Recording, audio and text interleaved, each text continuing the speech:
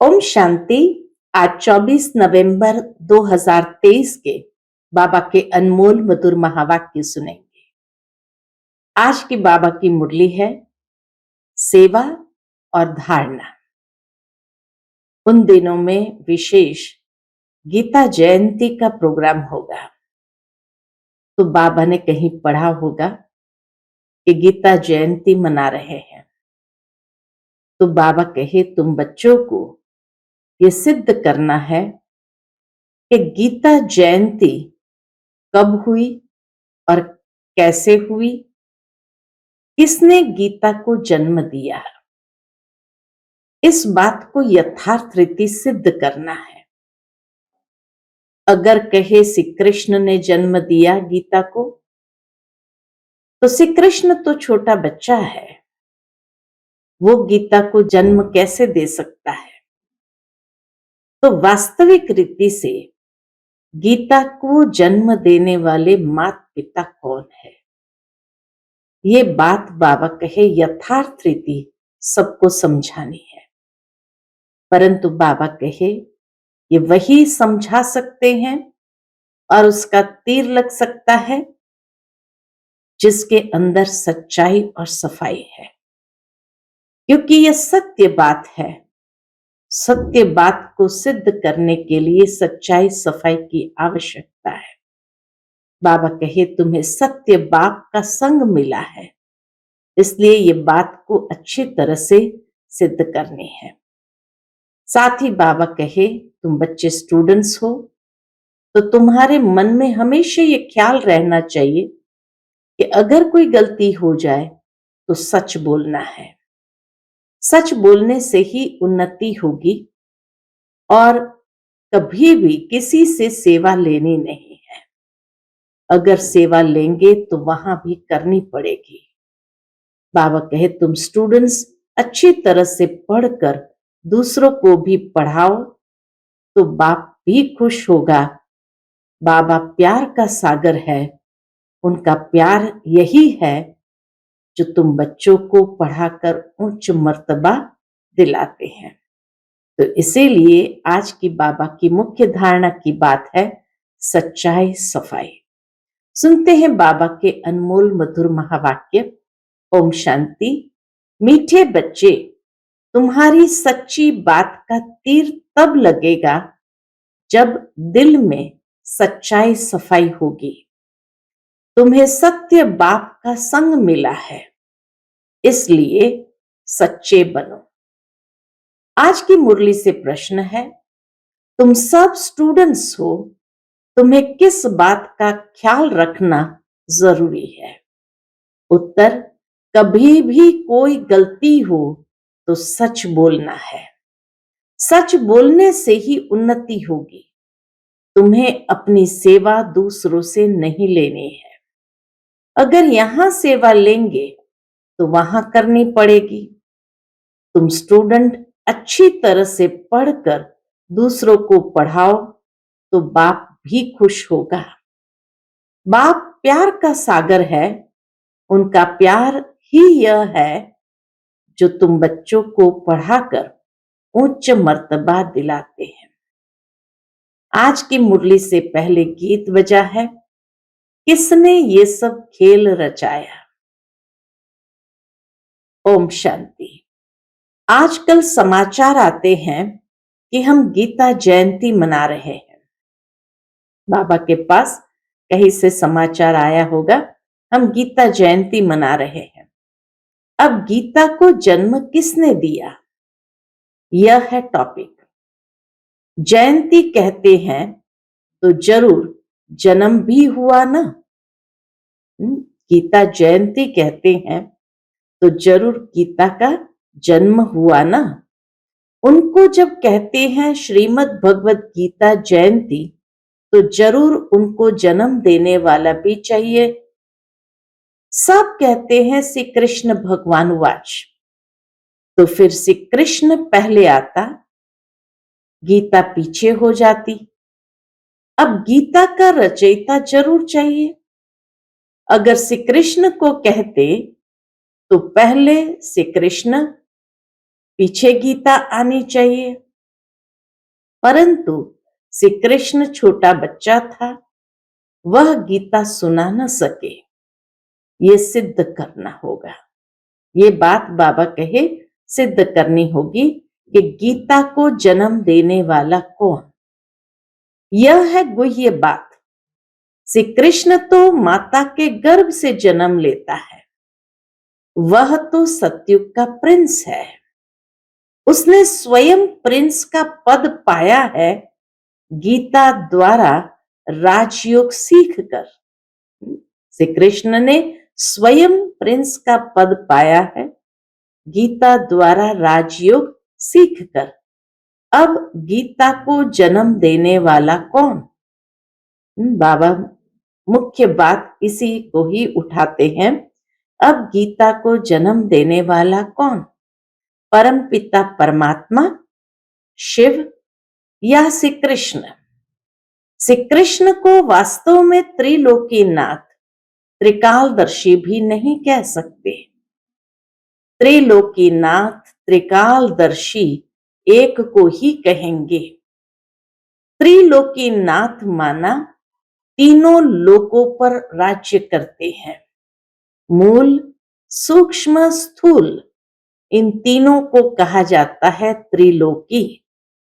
इनको जानने वाला त्रिलोकीनाथ, त्रिकालदर्शी कौन है? परमपिता परमात्मा शिव है। यह महिमा उनकी है, न कि श्री कृष्ण की। श्री कृष्ण की महिमा है 16 कला संपूर्ण, सर्वगुण संपन्न, संपूर्ण निर्विकारी। उनकी भेंट करते हैं चंद्रमा से। परमात्मा की भेंट चंद्रमा से नहीं करेंगे। श्री कृष्ण की भेंट चंद्रमा से करेंगे कि 16 कला संपूर्ण, सर्वगुण संपन्न, संपूर्ण निर्विकारी। परमात्मा की भेंट चंद्रमा से नहीं करेंगे। उनका कर्तव्य ही अलग है। वह है गीता को जन्म देने वाला रचयिता। गीता के ज्ञान व राजयोग से ही देवताएं क्रिएट होते हैं। जब सत धर्म की स्थापना करते हैं परमात्मा, तो सत धर्म माना देवताएं क्रिएट होते हैं। मनुष्य को देवता बनाने के लिए बाप को आकर नॉलेज देनी पड़ती है। अब यह समझाने देने वाले बड़े ही होशियार ब्रह्मा कुमार कुमारियां चाहिए। सभी एक जैसे समझा नहीं सकते। बच्चियां भी तो सब नंबरवार है। टॉपिक भी ऐसी रखी जाए कि श्रीमद् भगवत गीता को जन्म किसने दिया, इसके लिए कॉन्ट्रास्ट समझाना है। परमात्मा और दिव्य पुरुष का कॉन्ट्रास्ट समझाना है। भगवान तो एक ही है, परम पिता परमात्मा शिव।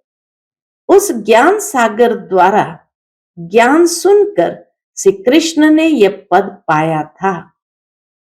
सहज राजयोग से यह पद कैसे पाया, यह समझानी देनी पड़े। सहज राजयोग से यह पद कैसे पाया, यह समझानी देनी पड़े। ब्रह्मा द्वारा ही पहले बाप ब्राह्मण रचते हैं। सभी वेदों शास्त्रों का सार सुनाते हैं। ब्रह्मा के साथ ब्रह्मा मुख वंशावली भी चाहिए।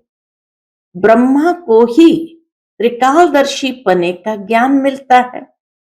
परमात्मा आकर ब्रह्मा द्वारा ही तो तीनों कालों का ज्ञान देते हैं।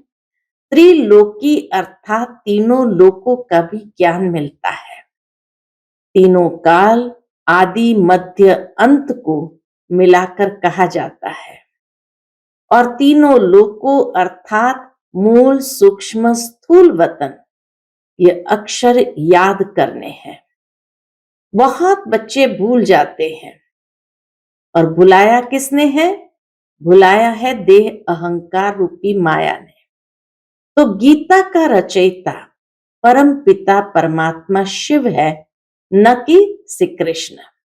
परम पिता परमात्मा ही त्रिकालदर्शी तथा त्रिलोकीनाथ है। श्री कृष्ण में व लक्ष्मी नारायण में ये नॉलेज है ही नहीं। हाँ, जिन्होंने ये नॉलेज बाप से पाई वह विश्व के मालिक बन गए। जब सदगति मिल गई फिर यह नॉलेज बुद्धि से गुम हो जाती है। सदगति पा ली फिर उसके बाद ये नॉलेज गुम हो जाती है। सबका सदगति दाता वह एक ही है, वह पुनर्जन्म लेने वाला नहीं है। पुनर्जन्म शुरू हुआ सतयुग आदि से, कलयुग अंत तक 84 जन्म लेते हैं। ये समझानी देनी पड़ती है। सब तो 84 जन्म नहीं लेते। जिसने ये गीता लिखी उसको त्रिकालदर्शी नहीं कहेंगे। जिसने गीता सुनाई वो है परमपिता परमात्मा। जिसने ये गीता लिखी उनको त्रिकालदर्शी नहीं कहेंगे। पहले ही लिखा कि श्री कृष्ण भगवान वाच, ये एकदम रॉन्ग है। रॉन्ग भी होना ही है जरूर। बाबा कहे रॉन्ग भी होना ही है जरूर। जब सब शास्त्र रॉन्ग हो तभी बाप आकर राइट सुनाए। बरोबर ब्रह्मा द्वारा वेदों शास्त्रों का सच्चा सार सुनाते हैं, इसलिए उन्हें सत कहा जाता है। परमात्मा को सत कहा जाता है। अब तुम्हारा है सत के साथ संग, जो तुमको सत बनाते हैं। प्रजापिता ब्रह्मा और उनकी मुखवंशावली ये जगत अम्बा सरस्वती। प्रजापिता ब्रह्मा के सभी बच्चे आपस में भाई बहन ठहरे। कहां भी मंदिरों में जाकर भाषण करना चाहिए। घूमने फिरने भी वहां बहुत आते हैं।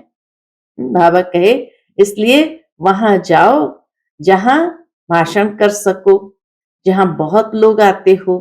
एक को समझाया तो सत्संग लग जाएगा। स्मशान में भी जाना चाहिए, वहां मनुष्य को वैराग्य होता है। परंतु बाबा कहते मेरे भक्तों को समझाने से वह फट से समझेंगे, इसलिए विशेष शिव के मंदिर में जाना है। तो शिव बाबा के मंदिर, लक्ष्मी नारायण के मंदिर में जाना पड़े। लक्ष्मी नारायण को बाबा मम्मा नहीं कहते, शिव को बाबा कहते हैं।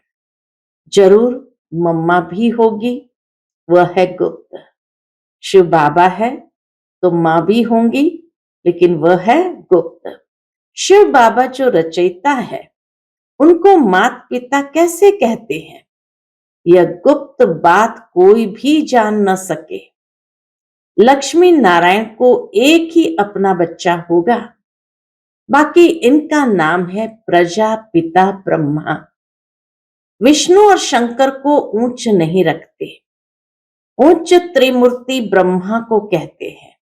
दुनिया में भी विशेष त्रिमूर्ति ब्रह्मा को रखते हैं, तीनों देवताओं में भी। तो उच्च त्रिमूर्ति ब्रह्मा को रखते हैं। जैसे रचयिता शिव परमात्मा को कहते हैं, ऐसे ही ब्रह्मा को भी रचता कहा जाता है। वह तो अविनाशी है ही। रचता अक्षर कहेंगे तो पूछेंगे कैसे रचा? वह तो रचता है ही, बाकी रचना होती है ब्रह्मा द्वारा। अब ब्रह्मा द्वारा परमात्मा सब आत्माओं को सृष्टि के आदि मध्य अंत का नॉलेज देते हैं। वेद शास्त्र आदि सब है भक्ति मार्ग की सामग्री। भक्ति मार्ग आधा कल्प चलता है, यह है ज्ञान कांड। जब भक्ति मार्ग पूरा होता है तब सब पतित तमो प्रधान बन जाते हैं। तब मैं बाप आता हूं। जब सब पतित हो जाते तब बाबा कहे मैं बाप आता हूं। पहले सतो प्रधान से सतो रजो तमो में आते हैं। ऊपर से जो पवित्र आत्माएं आती है उन्होंने कोई ऐसा कर्म नहीं किया है जो उनको दुख भोगना पड़े। ऊपर से जो भी आत्माएं आएगी वो तो पावन आत्माएं उतरती है, इसलिए उनको दुख नहीं भोगना होता है। क्राइस्ट के लिए कहते हैं, उनको क्रॉस पर चढ़ाया, परंतु यह तो हो न सके। नई आत्मा जो धर्म स्थापन करने अर्थ आती है, उनको दुख मिल नहीं सकता, क्योंकि वह तो कर्मातीत अवस्था वाला मैसेंजर धर्म स्थापन करने आया है, इसलिए उनको दुख नहीं मिल सकता। लड़ाई में भी जब कोई मैसेंजर भेजते हैं तो वह सफेद झंडी ले आते हैं, तो उनको कभी कोई मारते नहीं, जिससे वे लोग समझ जाते कि यह कोई मैसेज ले आया है। उनको कोई तकलीफ नहीं देते हैं। तो मैसेंजर जो आते हैं, उनको कोई क्रॉस पर चढ़ा न सके। ये बात क्राइस्ट के साथ की बाबा ने सुनाई। दुख आत्मा ही भोगती है, आत्मा निर्लेप नहीं है, यह लिखना चाहिए। आत्मा को निर्लेप कहना रॉन्ग है। ये किसने कहा? शिव भगवान वाच। यह पॉइंट तुमको नोट करनी चाहिए। लिखने के लिए बड़ी ही विशाल बुद्धि चाहिए। सारी बातों को लिखने के लिए बाबा कहे बड़ी विशाल बुद्धि चाहिए। समझो, प्रदर्शनी में क्रिश्चियन लोग आते हैं तो उनको भी बता सकते हैं कि क्राइस्ट की सोल को क्रॉस पर नहीं चढ़ाया गया, बाकी जिसमें उसने प्रवेश किया उस आत्मा को दुख हुआ। तो ऐसी बातें सुनकर वंडर खाएंगे। उस पवित्र आत्मा ने आकर धर्म स्थापन किया गॉड फादर के डायरेक्शन अनुसार। वो पवित्र आत्मा नीचे आई, धर्म स्थापन किया, इसके कहने अनुसार, तो गॉड फादर के डायरेक्शन अनुसार। यह भी ड्रामा को भी कई लोग समझते हैं, परंतु उसके आदि मध्य अंत को नहीं जानते। ऐसी ऐसी बातें सुन वह लोग कुछ समझने की कोशिश करते हैं। बाबा कहे जब ऐसी बातें समझाएंगे तो समझने की कोशिश करते हैं। कृष्ण को भी कोई गाली दे न सके, बरोबर गालियां अभी ही मिल रही है। किसको? शिव बाबा को नहीं, इस साकार को, ब्रह्मा बाबा को मिली। टीचर तो बाबा है, प्योर सोल, और यह है इम्प्योर, इसलिए शिव बाबा को गाली मिल नहीं सकती। यह है इम्प्योर। जो प्योर बन रहा है, जो समझ गए हैं, वह बित बित नहीं करेंगे। बाबा कहे जो इस बात को समझ गए वो बित बित यानी कोई भी प्रकार के प्रश्न उत्तर नहीं करेंगे, नहीं तो समझेंगे यह तो सिखाया हुआ है। फिर वह बात कोई को जचती नहीं, तीर नहीं लगता। सच्चाई सफाई बहुत चाहिए, दिल की सच्चाई सफाई बहुत चाहिए। जो खुद विकारी होगा वो औरों को कहे काम महाशत्रु है तो तीर लग नहीं सकता। जैसे पंडित का मिसाल है, राम राम कहने से नदी व सागर पार कर जाएंगे। ये अभी की बात है। शिव बाबा कहते हैं मुझे याद करने से तुम इस विषय सागर से पार हो जाएंगे। कौन सा सागर? ये पंडित नहीं जानते। वैशाली से शिवालय में चले जाएंगे। बड़ी अच्छी रीति से श्रीमत पर चलना है। कहते हैं ना, बाबा चाहे प्यार करो चाहे ठुकराओ, हम तेरे दर को नहीं छोड़ेंगे। यहां तो सिर्फ समझाने दी जाती है, तो भी कई मुर्दे बन जाते हैं। बच्चों को तो लिखना पढ़ना पड़ता है। बाप प्यार का सागर है, अर्थात पढ़ाकर उच्च मर्तबा दिलाते हैं। यही प्यार है। बाप जब पढ़ाता है तो पढ़कर औरों को भी पढ़ाना है। बाप को खुश करना है, बाप की सर्विस में तत्पर रहना है। बाप की यही सर्विस है कि अपने तन मन धन से भारत की सच्ची सेवा करो। तुम्हें तो बुलंद आवाज से समझाना चाहिए। सभी नंबरवार है, राजधानी में भी नंबरवार होंगे। टीचर समझ जाते हैं कि यह दैवी राजधानी में क्या नंबर लेंगे।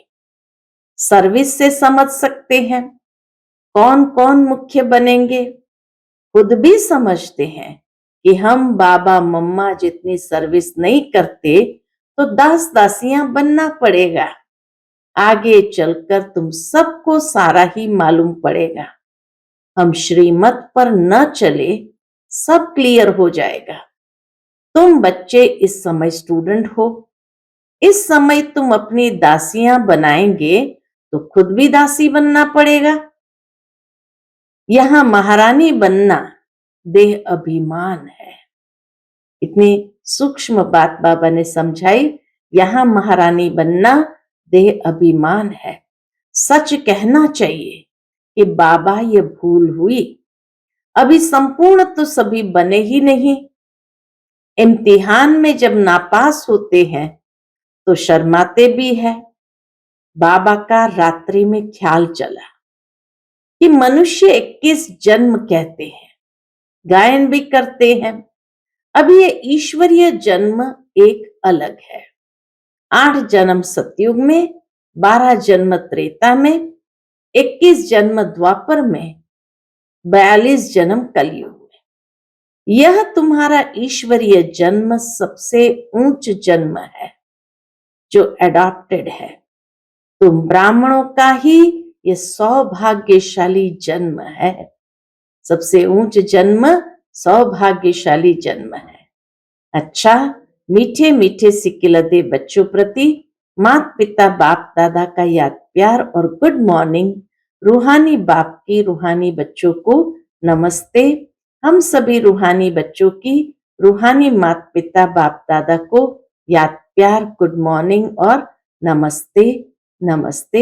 शुक्रिया बाबा, शुक्रिया। आज की मुरली से धारणा के लिए मुख्य सार है। पहली पॉइंट, प्यार के सागर बाप के प्यार का रिटर्न करना है। कैसे करेंगे? अच्छी तरह पढ़कर फिर पढ़ाना है, श्रीमत पर चलना है। दूसरी पॉइंट, सच्चाई और सफाई से पहले स्वयं में धारणा कर फिर दूसरों को धारणा करानी है। एक बाप के संग में रहना है। आज का बाप दादा का मधुर वरदान हम बच्चों के प्रति है। निमित्त आत्माओं के डायरेक्शन के महत्व को जान, पापों से मुक्त होने वाले सेंसिबल भव। निमित्त आत्माओं के डायरेक्शन के महत्व को जान, पापों से मुक्त होने वाले सेंसिबल भव। जो सेंसिबल बच्चे हैं वो कभी यह नहीं सोचते कि यह निमित्त आत्माएं जो डायरेक्शन दे रही है शायद कोई के कहने से कह रही है। ये नहीं सोचेंगे कि शायद कोई के कहने से कह रही है। निमित्त बनी हुई आत्माओं के प्रति यह व्यर्थ संकल्प नहीं उठाने चाहिए। मानो कोई ऐसा फैसला भी दे देते हैं जो आपको ठीक नहीं लगता है, लेकिन आप उसमें जिम्मेवार नहीं हो। आपका पाप नहीं बनेगा, क्योंकि जिसने इन्हें निमित्त बनाया है वह बाप पाप को भी बदल लेगा। यह गुप्त रहस्य, गुप्त मशीनरी है। कितनी गहरी बात बताई कि अगर जिम्मेवार आत्मा, निमित्त आत्मा ने कोई बात कही तो उसको निमित्त बनाया है वो बाप, वो पाप को भी बदल लेगा। ये गुप्त रहस्य, गुप्त मशीनरी है। आज का स्लोगन है, ऑनेस्ट वह है जो प्रभु पसंद और विश्व पसंद है, आराम पसंद नहीं। ऑनेस्ट वह है जो प्रभु पसंद और विश्व पसंद है, आराम पसंद नहीं। अच्छा, फिर मातेश्वरी जी के अनमोल मधुर महावाक्य है जिसका टाइटल है, मनुष्य का 84 जन्म है, न कि 84 लाख योनियां। तो मम्मा कहे, अब यह जो हम कहते हैं कि प्रभु हम बच्चों को उस पार ले चलो, उस पार का मतलब क्या है? लोग समझते हैं उस पार का मतलब है जन्म मरण के चक्र में न आना, अर्थात मुक्त हो जाना। अब यह तो हुआ मनुष्य का कहना, परंतु बाप कहते हैं बच्चों, सचमुच जहां सुख शांति है, दुख शांति से दूर है, उसको कोई दुनिया नहीं कहते। जहां सुख शांति है, दुख शांति से दूर है, उसको कोई दुनिया नहीं कहते। जब मनुष्य सुख चाहते हैं तो वो भी इस जीवन में होना चाहिए। अब वो तो सतयुगी वैकुंठ देवताओं की दुनिया थी, जहां सर्वदा सुखी जीवन थी। उसी देवताओं को अमर कहते थे। अब अमर का भी कोई अर्थ नहीं है। ऐसे तो नहीं, देवताओं की आयु इतनी बड़ी थी जो कभी मरते नहीं थे। अब ये कहना उनका रॉन्ग है, क्योंकि ऐसे है नहीं। उनकी आयु कोई सतयुग त्रेता तक नहीं चलती है, परंतु देवी देवताओं के जन्म सतयुग त्रेता में बहुत हुए हैं। 21 जन्म तो उन्होंने अच्छा राज्य चलाया है, और फिर 63 जन्म द्वापर से कलयुग के अंत तक। टोटल उन्होंने जन्म चढ़ती कला वाले 21 हुए और उतरती कला वाले 63 हुए। टोटल मनुष्य 84 जन्म लेते हैं। बाकी यह जो मनुष्य समझते हैं कि मनुष्य 84 लाख योनियां भोगते हैं, ये कहना भूल है। अगर मनुष्य अपनी योनि में सुख दुख दोनों पार्ट भोग सकते हैं, तो फिर जानवर योनि में भोगने की जरूरत ही क्या है? अब मनुष्य को यह नॉलेज ही नहीं। मनुष्य तो 84 जन्म लेते हैं। बाकी सृष्टि पर जानवर पशु पंछी आदि टोटल 84 लाख योनियां अवश्य है। अनेक किस्म की जैसे पैदाइश है, इतनी योनियां जरूर है। उसमें भी मनुष्य योनि में ही अपना पुण्य पाप भोग रहे हैं। उसमें भी मनुष्य योनि में ही अपना पाप पुण्य भोग रहे हैं, और जानवर अपनी योनियों में भोग रहे हैं। न मनुष्य जानवर की योनि लेता और न जानवर मनुष्य योनि में आता है। मनुष्य को अपनी योनि में यानी जन्म में भोगनी पड़ती है, तो दुख सुख की महसूसता आती है। ऐसे ही जानवर को भी अपनी योनि में सुख दुख भोगना है, मगर उन्हों में ये बुद्धि नहीं कि ये भोगना किस कर्म से हुई है। उन्हों की भोगना को भी मनुष्य फील करता है, क्योंकि मनुष्य है बुद्धिवान। बाकी ऐसे नहीं मनुष्य कोई 84 लाख योनियां भोगते हैं। जैसे देखो, गुरु नानक साहब ने ऐसे महावाक्य उच्चारण किए हैं, अंत काल में जो पुत्र सिमरे, ऐसी चिंता में जो मरे, सुअर की योनि में वलवल उतरे। परंतु इस कहने का मतलब यह नहीं कि मनुष्य कोई सुअर की योनि लेता है, परंतु सुअर का मतलब यह है कि मनुष्य का कार्य भी ऐसा होता है जैसे जानवरों का कार्य होता है। बाकी ऐसे नहीं कि मनुष्य कोई जानवर बनते हैं, जानवर जैसा जीवन। अब यह तो मनुष्य को डराने के लिए शिक्षा देते हैं, तो अपने को इस संगम समय पर अपने जीवन को पलटाए, पापात्मा से पुण्य आत्मा बनना है। अच्छा, ओम शांति।